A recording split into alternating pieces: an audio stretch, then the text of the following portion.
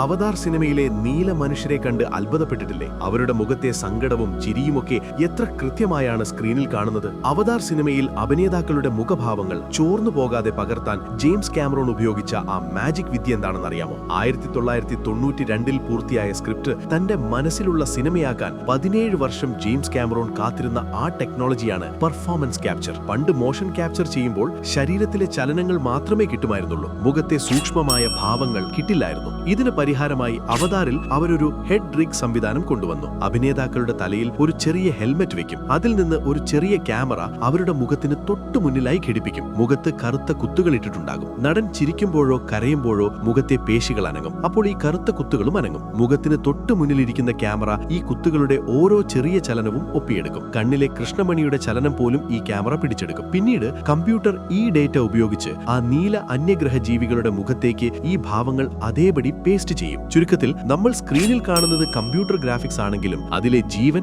ആ നടന്റേത് തന്നെയായിരിക്കും.